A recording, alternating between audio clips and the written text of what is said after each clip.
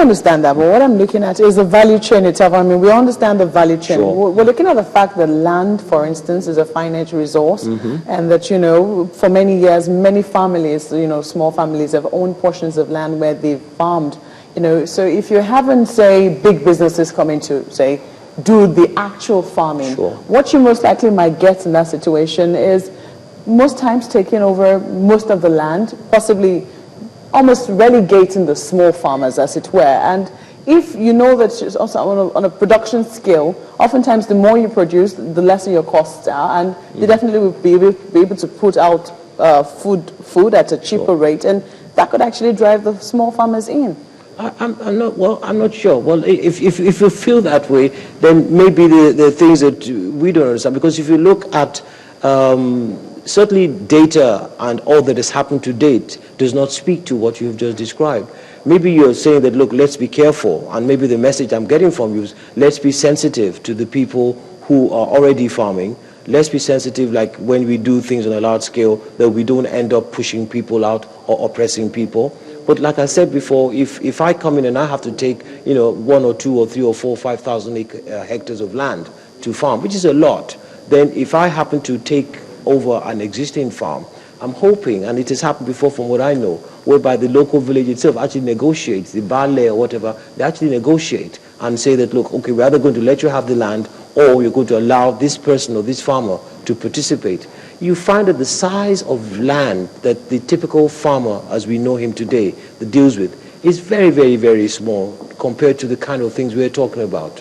And so they absorbed, and it's really no pain. And like I said, most of those farmers, the big-time farmers now, they need these guys. They know, they understand the terrain, they've been around, and they're the ones that are providing a lot of the labor as well. I'm trying to also keen to what she's saying, because I think we can actually get into that tradition you just talked about. A whole lot of people don't even know that traditionally the United States are farmers, and they still keep that tradition to the extent that food is so cheap there, and a whole lot can be taken out. So for the man in Nigeria who would want to get into this big dream, you also mentioned the Songhai farm in Port Novo in Benin Republic. Do we have enough of them who are trained and are skilled in producing different kinds of produce that at the end of the day we can actually say we're taking these certain amount outside the country and leaving this for the people here, for the market? In terms of training farmers, how many of them have we been able to discover? Okay, it's almost like saying that that's what we're trying to do. We're trying to get going. Good. We're saying that, look, we need more people to pay attention to farming. We need more people to commit and say we are going to get into farming. This morning the President is going to launch the youth program in farming, and we're having a session on agripreneurs, or nagripreneurs as we call them. And we're saying the next generation have better look at farming, because it's the way to go. And these are young people. These are young people. You'd be amazed at what's going on. I certainly was very surprised. I think a little while ago, the Economic Summit Group, we had a session on farming and had the young farmers come in. And don't forget, maybe we've got to be careful about using the word farm and be more of agro. Okay. Are they showing that much interest? Well, yes, they are. We had guys who had a very interesting individual who had put he put tomatoes and pepper, everything all ground, put in a Ziploc bag type of thing and had them in freezers. And he said that we can sell this, and he does sell them to young people who don't have time to go to the market, and you put it in and you can cook your stew very, very quickly. Guys with honey, guys with spices and so on. You have women amongst them? Now we have young Nigerian ladies who are into farming. Yeah. Well, yes. I think, in fact, the name escapes me, but certainly I know that there are quite a lot of women. Today, we're having a session that's focused on women in farming. We're having a whole plenary session, one of the breakout sessions, where we're looking at women in farming.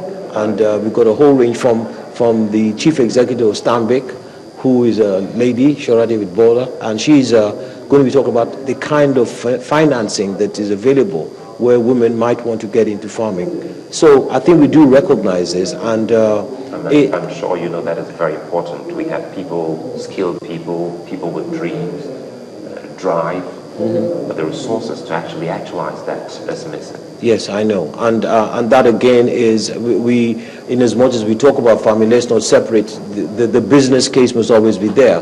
No bank will come and give away money. Even the finance instructor is still too expensive, and I know that this session I described to you, the young folks, they were complaining about the cost of financing, the cost of borrowing, the suppliers hadn't paid, and so on and so on. I mean, the customers hadn't paid. And I just said, welcome to the real world of business. That's what goes on, but all the same. I know that you have a lot of policy dialogue sessions in there, because I do know that, look, this sector will not survive all by itself. So many other sectors will have to play their role, optimally, for people who come into this sector to actually thrive.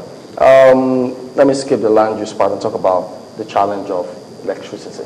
I mean, the reason why lots of people just engage in subsistence farming is because of storage is a problem. Then you have technology, which is also a challenge. What do you think? Do you think that as it is now, that won't be of any challenge? It will not be a challenge as much as I think it's going to be a phenomenal opportunity. You know, it's so funny when each time you raise issues about things not working, I say, well, that's what we're talking about. You need to get into this thing. So if you're into power, fine. If you're into transportation, fine. If you're into logistics, fine. If you're into seed production, if you're into whatever it is. You know, I told some young folks once, if you're into branding and all the nice advertising things that you do, then begin to design packages. There's a person who's doing packaging. I was trying to convince him that, look, all these bags where you can put Gary and so on inside. He said, well, everybody does that. I said, well, do you brand yours? I said, go and create a name for yourself and brand it and sell it in your own locality. So all these issues we're raising, they're showing that, look, guys, there's a lot of space. There's a huge gap. There's a lot that we need to fill up, which didn't exist before, or we certainly weren't aware of it before. We all focus on oil and production and so on. But we're saying, look, for every reason that you pose a problem to our ability to get on with agriculture, those are the very reasons why we're saying, look, please come in and get involved. And some people don't appreciate where they can do that. What is the focus of this? Because I'm looking at that again, the presidential policy dialogue. Yeah. What do we expect from this session? Well, two things. First of all, we thought that it's fair to give the president a chance. This policy dialogue is something that's traditional now at the summit, where it's almost like saying, Mr. President, let's share in your economic policy. Let's, through this dialogue and this discussion, hear the plans that you have, the things that you want to do, the challenges you have, the successes you've had so far. Let's hear about it. Let's create this platform for you to discuss it. Now, rather than being a bit more generic, like we've had in the past, talking about all kinds of economic issues, we're saying today, let's look at agriculture. So we have different people, a few people, I think the head of the Food and Agriculture Organization, the former head, the head of the African Development Bank, and about two other people are joining the president. And the whole idea is just to get a conversation going to talk about agriculture and why he's very gung-ho about his agricultural transformation agenda, which the minister is pushing. So that dialogue session is always, it works very well. Do you think that the Land Use Act will be a challenge here? Because, I mean, some would expect that there should be policies that will encourage anyone who's getting into this sector to actually thrive, including corporate establishments. Yeah, if you look even at the history of the Nigeria Economic Summit Group, that's one of the things we've been shouting about for many, many years. Oh, okay. Yes, we have. We've said that, look, we need to resolve this issue about Land Use Act, not just for farming, for mining, and so many other things.